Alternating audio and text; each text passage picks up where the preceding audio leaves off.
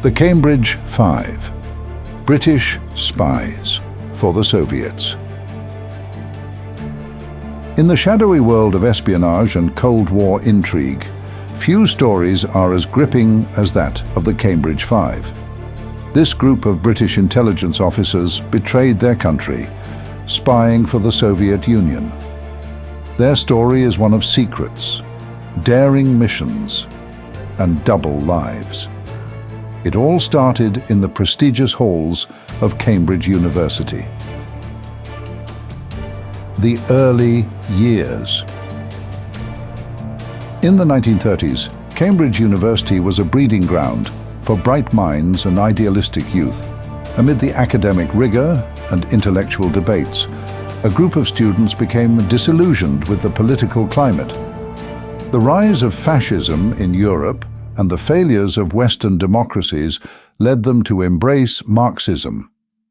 Kim Philby, Guy Burgess, Donald Maclean, Anthony Blunt, and John Cairncross were among these students. They were brilliant, charismatic, and deeply committed to their beliefs. Their academic excellence and social connections set them on paths to prestigious careers. Yet their secret allegiance to the Soviet Union would define their lives. Recruitment and espionage. Soviet intelligence saw the potential in these young men. Arnold Deutsch, a Soviet agent in Britain, recruited them. He played on their idealism and commitment to communism. They were given code names and began their clandestine work. World War II provided the perfect cover. As they rose through British intelligence ranks, they gained access to top-secret information. Kim Philby, the most infamous, became a senior officer in MI6. His charm and competence earned him trust, but he funneled critical intelligence to Moscow.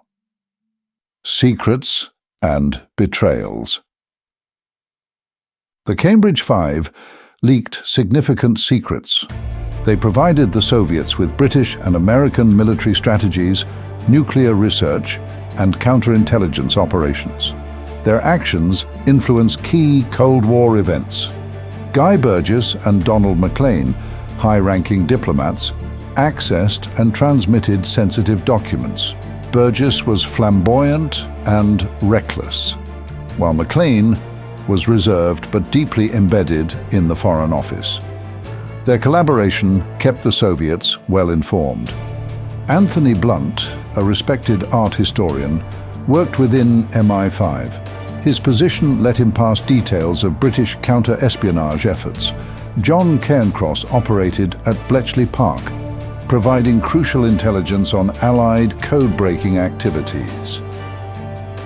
Philby's double life. Kim Philby, arguably the most successful of the five, played a dangerous game. As he ascended the ranks of MI6, he became a trusted advisor on Soviet affairs. He was even posted to Washington, D.C., where he worked closely with American intelligence agencies. Philby's charm and seemingly impeccable credentials earned him high-level access to Allied secrets, which he promptly relayed to Moscow. Philby's position allowed him to warn his Soviet handlers of impending Allied operations. This included tipping off the Soviets about a British plot to infiltrate Albania, leading to the operation's failure and the death of many agents. Philby's actions prolonged the Cold War and contributed to significant losses for Western intelligence. Burgess and Maclean's escape. By the early 1950s, British intelligence began to suspect that there was a mole within their ranks. Pressure mounted, and in 1951, Burgess and Maclean, facing exposure, defected to the Soviet Union. Their sudden disappearance caused a scandal and heightened suspicions around Philby, but he managed to maintain his innocence for a decade. Burgess and Maclean's defection was a major coup for the Soviets, but a significant embarrassment for British intelligence. It highlighted the extent of the penetration and the effectiveness of Soviet espionage. The two men, however, found life in the Soviet Union challenging. Isolated from their former lives and under constant surveillance, they struggled to adapt to their new reality. The unmasking of Philby. Philby's downfall began with the defection of Anatoly Golitsyn, a senior KGB officer in 1961. Golitsyn's information pointed directly at Philby.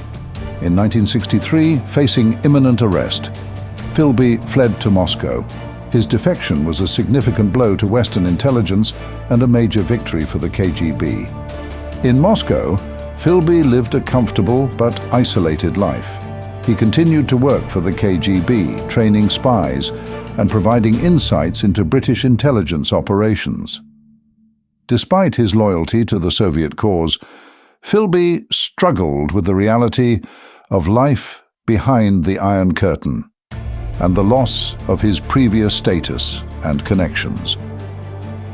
Blunt's confession. Anthony Blunt's role remained hidden until 1964, when he confessed under immunity from prosecution. His revelation shocked the nation, particularly given his position as surveyor of the Queen's pictures. Blunt's confession exposed the depth of the penetration and led to significant changes in British intelligence practices. Blunt's confession also highlighted the personal conflicts and ideological struggles that many of the Cambridge Five faced. Despite his betrayal, Blunt maintained that he acted out of a sense of duty to what he believed was a just cause. His dual life and eventual exposure provided a dramatic conclusion to one of the most significant espionage stories of the Cold War. Cairncross, the Quiet Spy. John Cairncross, the last to be exposed, confessed in 1964, but managed to avoid prosecution. Operating at Bletchley Park, Cairncross provided the Soviets with crucial information on Allied code-breaking efforts. His actions compromised numerous operations and contributed to the Soviet Union's understanding of Allied strategies. Cairncross's quiet demeanor and low profile allowed him to evade suspicion for years. His confession, however, revealed the full extent of the Cambridge Five's activities and the significant impact they had on the Cold War dynamics. The aftermath and legacy. The betrayal of the Cambridge Five had profound implications. Their actions compromised operations and sowed mistrust within British intelligence. The government conducted thorough reviews and made significant changes to counterintelligence procedures. In the Soviet Union, the Five were heroes. They received medals and comfortable lives, though adjusting to Soviet life had its challenges. Philby struggled with isolation and the stark realities of his new home. The betrayal was a wound that took years to heal. It was a stark reminder of our vulnerabilities and the lengths the Soviets would go to gain an advantage. Former MI5 officer. Reflections on espionage and loyalty. The story of the Cambridge Five is a blend of intrigue, ideology, and betrayal. It's been the subject of books, documentaries, and films reflecting the enduring fascination with their story. The Cambridge Five were brilliant, idealistic, and tragically flawed. Their story is a powerful reminder of loyalty's complexities and betrayal's impact. Historian.